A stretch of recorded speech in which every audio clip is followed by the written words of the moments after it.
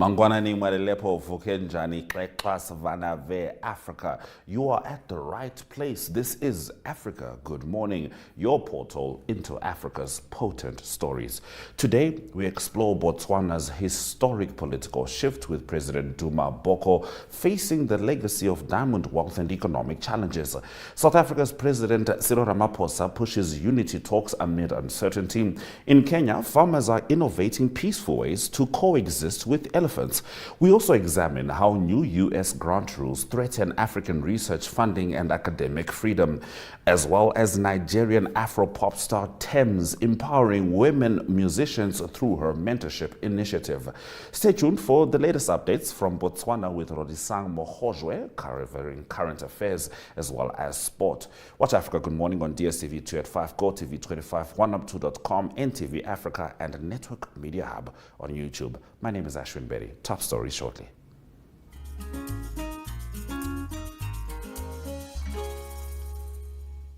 Mornings just got better, Namibia. From the latest headlines to the hottest trends, we're bringing you the conversations that matter. That's right. Bright minds, bold opinions, and a touch of morning magic. This is your daily dose of energy. So grab a cup and join in on the conversation every weekday morning at 8 o'clock with Smell the Coffee, hosted by Diana Master and Aina Riza Quayo.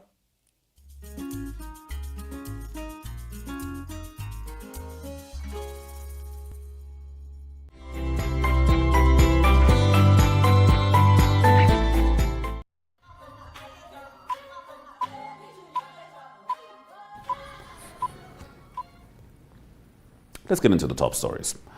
Botswana's 2024 general election brought an end to more than 5 decades of Botswana Democratic Party dominance, installing Duma Boko of the Umbrella for Democratic Change as president. Now, Daniel Tineyi Makokera notes that former leader Mokgweetsi Masisi had pursued a bold agenda, most notably renegotiating Botswana's lucrative diamond partnership with De Beers to secure more revenue for citizens. While this move was popular with parts of the public, it unsettled entrenched political and business elites, leading some observers to suspect that invisible forces worked to hasten his downfall. Now, Boko, a Harvard trade lawyer, campaigned on promises to ensure diamond wealth benefits ordinary Botswana, reforming healthcare, improving government and transparency, as well as diversifying the economy. However, his leadership diamond demand declining and the fiscal space is tightening. Balancing reformist zeal with economic stability will be crucial. If Boko moves too aggressively, he risks alienating Botswana's economic pillars. Too cautiously, and he could lose public momentum. Now, his greatest test will be steering the nation beyond its diamond dependence into a more resilient and inclusive future. In Botswana, South Africa, President Cyril Ramaphosa remains committed to hosting South Africa's first National Dialogue Convention on the 15th of August, despite potential high-profile withdrawals from the Thabo Mbeki and Desmond Tutu foundations. These groups raised concerns over planning and readiness, suggesting the event be postponed. The convention, coordinated by the Eminent Persons Group and co-chaired by Professor Tinyiko Maluleke, is designed to foster a citizen-led conversation on the nation's most pressing challenges, from inequality to corruption. Over 750 organizations from 33 sectors have been invited to attend, representing religious, business, civil society, youth, and labor groups. Here is President Cyril Ramaphosa in his own words. With regard to the national dialogue, I had a meeting, a fairly long meeting, with the PTT, the Planning Task Team, which is composed of people from the foundations as well as officials from the presidency.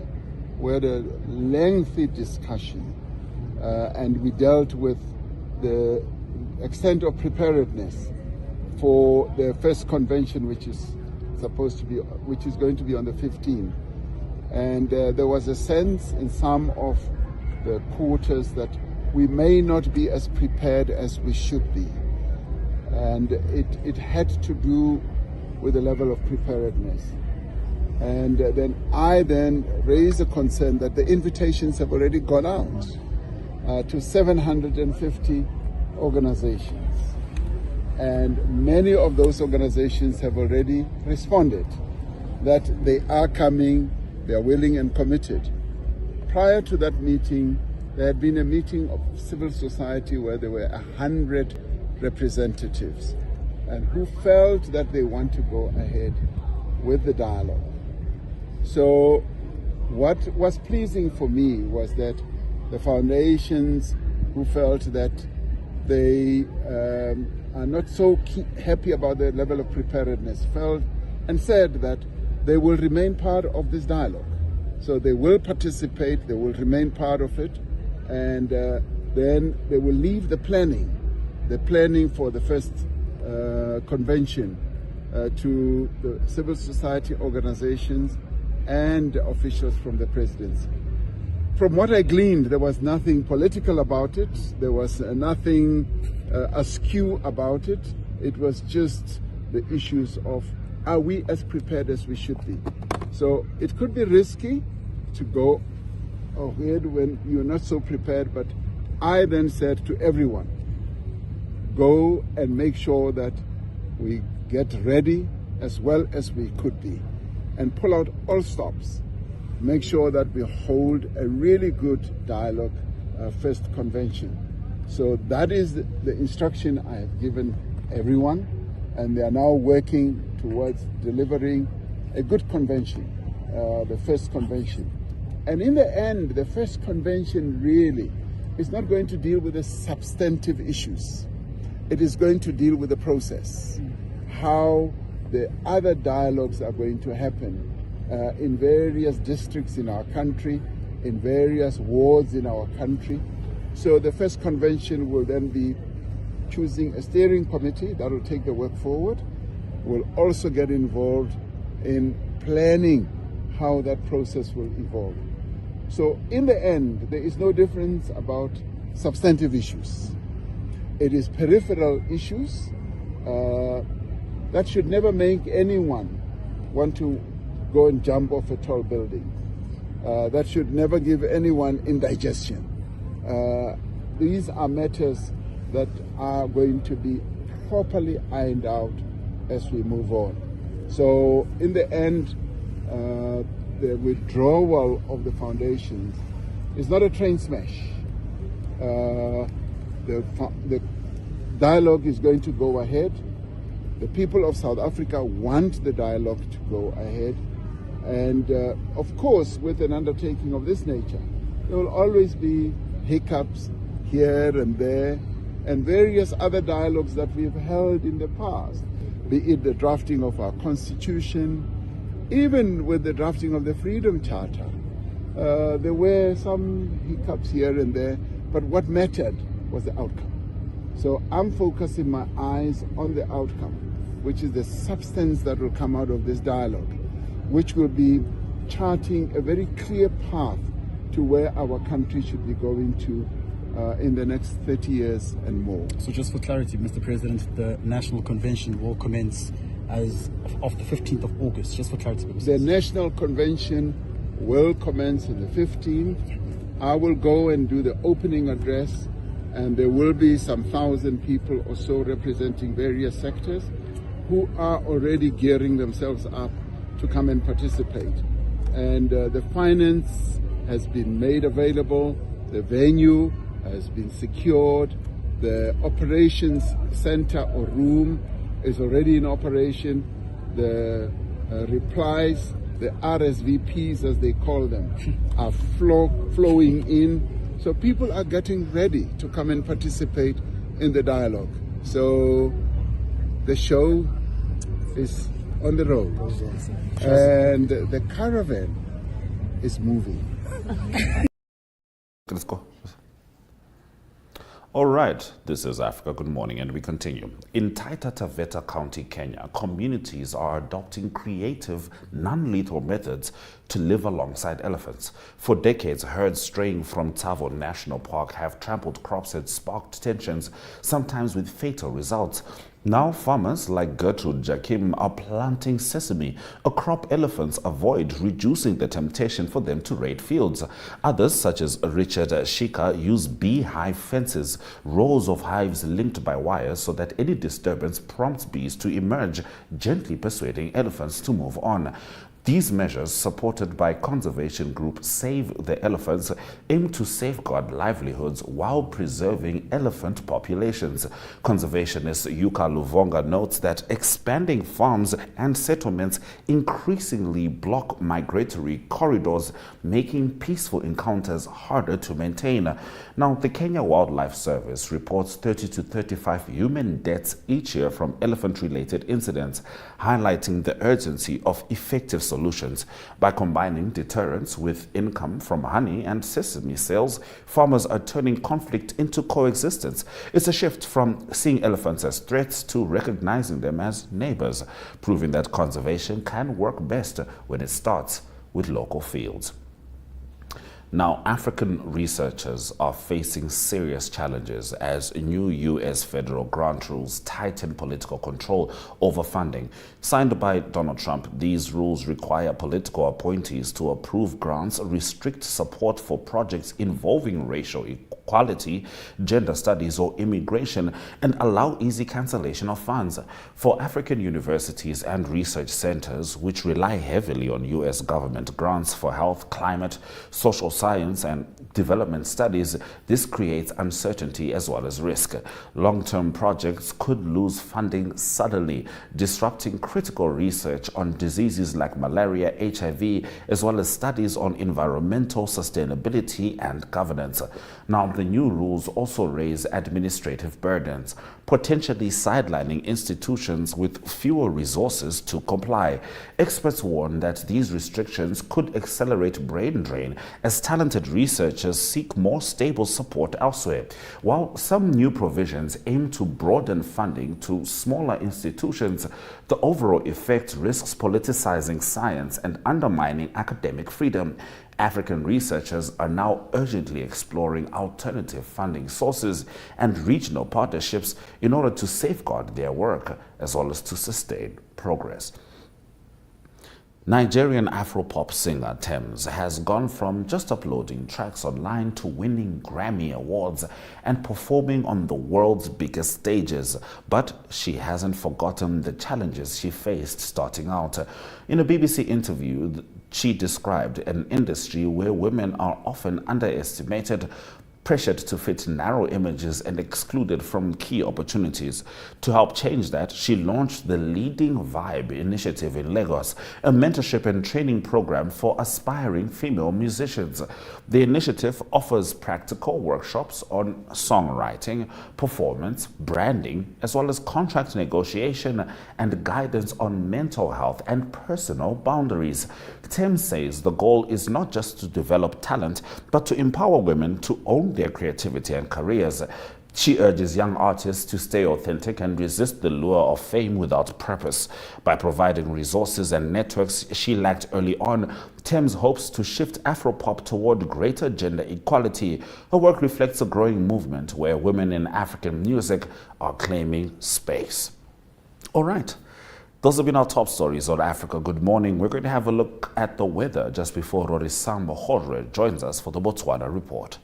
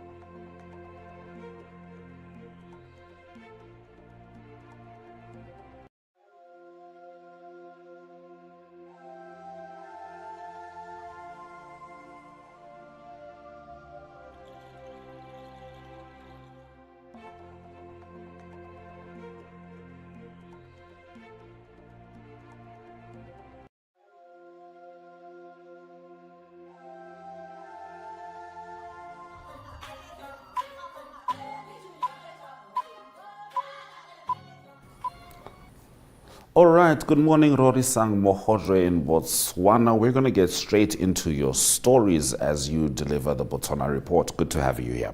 Now, the Botswana Democratic Party, BDP, has announced plans to travel to Serove to apologize to former President Ian Khama and his tribe.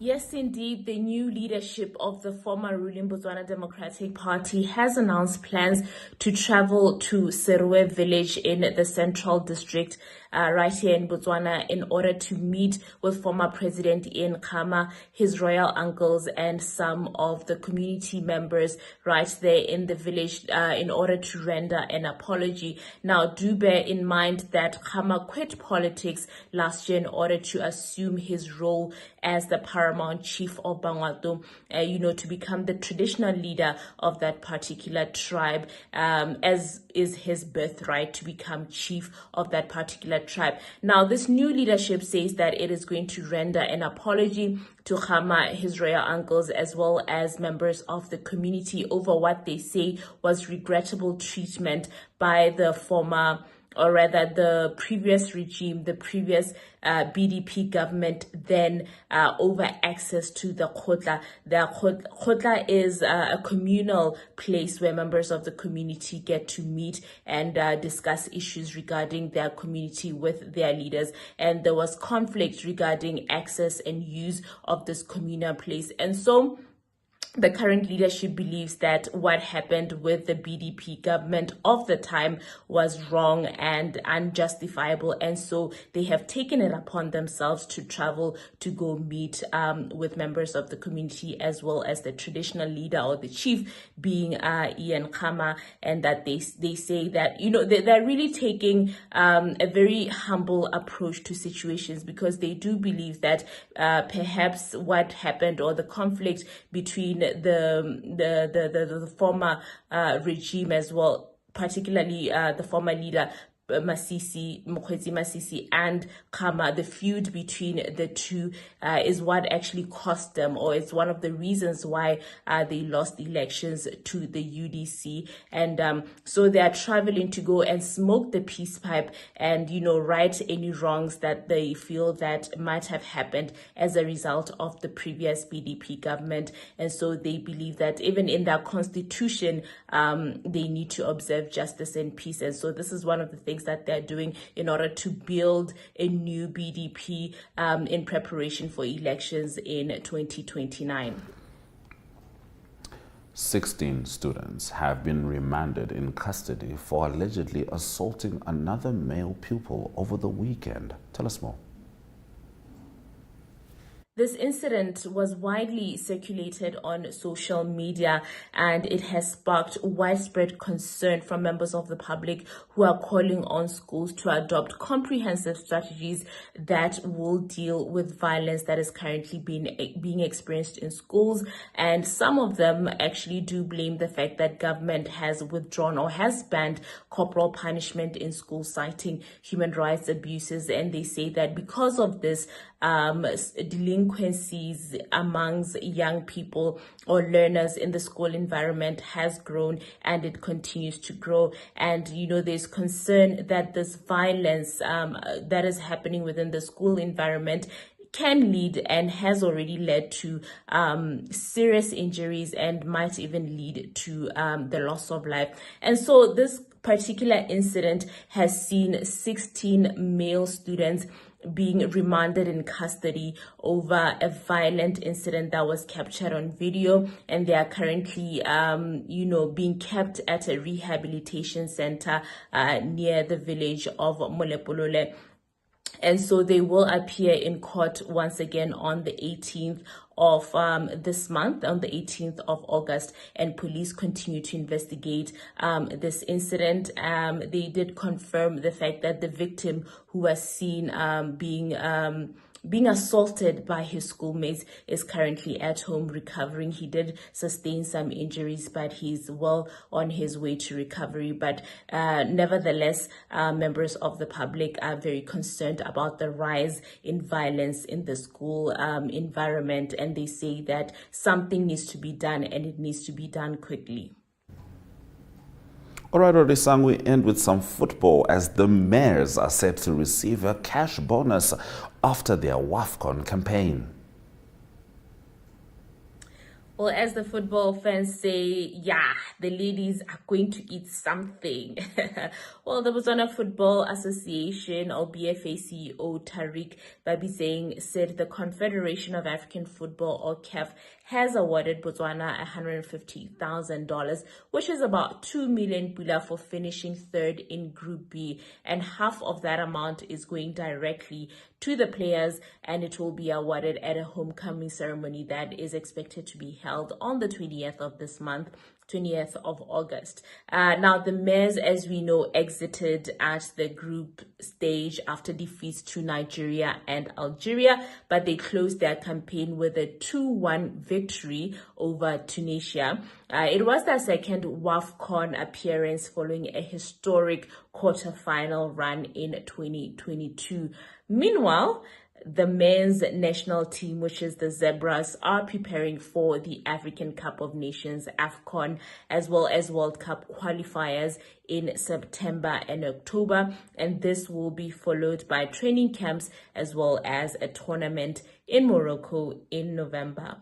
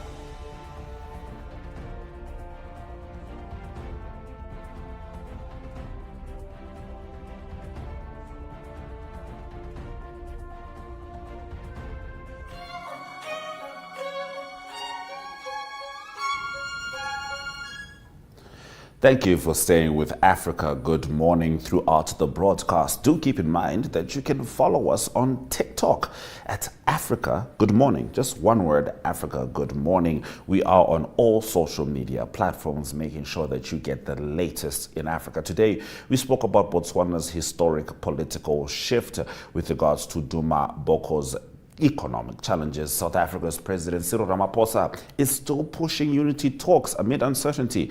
In Kenya, the farmers innovated peaceful ways to coexist with elephants. We also spoke about how new U.S. grant rules are threatening African research funding. And of course, Nigerian Afro-pop star Tems empowering women musicians through her mentorship initiative. And we're grateful to Rorisang Mogojwe for delivering the Botswana report.